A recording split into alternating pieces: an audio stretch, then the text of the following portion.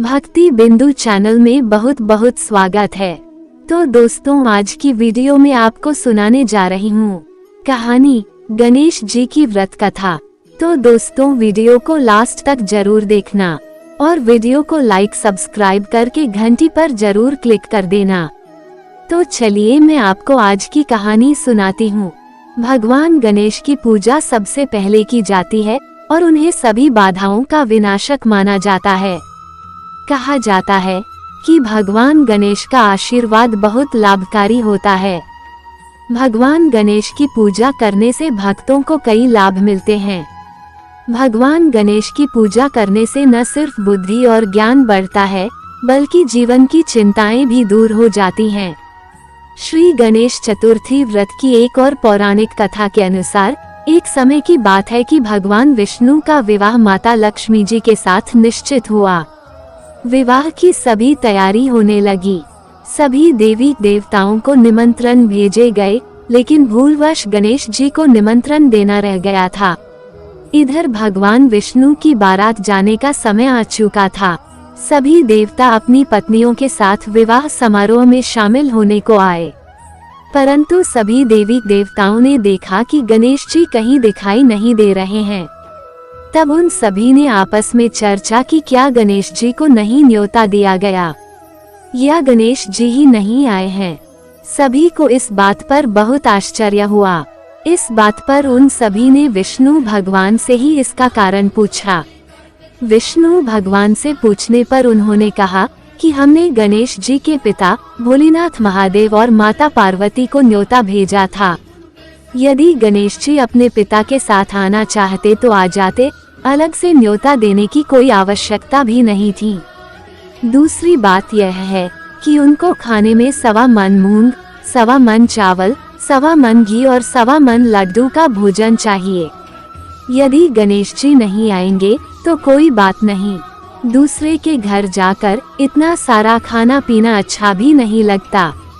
इतनी वार्ता कर ही रहे थे कि किसी एक ने सुझाव दिया, यदि गणेश जी आते तो उनको द्वारपाल बनाकर बैठा सकते थे कि आप घर की याद रखना। आप तो चूहे पर बैठकर धीरे धीरे चलोगे तो बारात में बहुत पीछे रह जाओगे। ये सुझाव भी सबको पसंद आ गया, तो फिर विष्णु भगवान ने भी अपनी सहमति दे दी। तब गणेश जी को निमंत्रण देकर आमंत्रित किया और उनको समझा बुझाकर घर की रखवाली करने को बैठा दिया। बारात चल दी। तब नारद जी ने देखा कि गणेश जी तो दरवाजे पर ही बैठे हुए हैं, तो वे गणेश जी के पास गए और रुकने का कारण पूछा।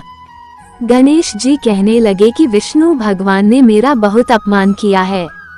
नारद जी ने कहा कि आप अपनी मूषक सेना को आगे भेज दें, तो वह रास्ता खोद देगी जिससे उनके वाहन धरती में धंस जाएंगे। तब आपको सम्मानपूर्वक बुलाना पड़ेगा। अब तो गणेश जी ने अपनी मूषक सेना को आदेश दिया, जाओ, और सेना ने जमीन पोली कर दी। जब बारात वहां से निकली तो रथों के पहिए धरती में धंसने लगे। लाख कोशिश की, परंतु पहिए नहीं निकले। सभी ने अपने अपने उपाय किए, परंतु पहिए तो नहीं निकले, बल्कि जगह जगह से टूटने लगे।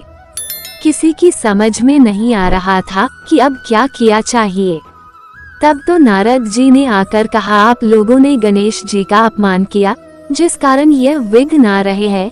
यदि उन्हें मना कर लाया जाए तो आपका कार्य सिद्ध हो सकता है और यह संकट टल सकता है।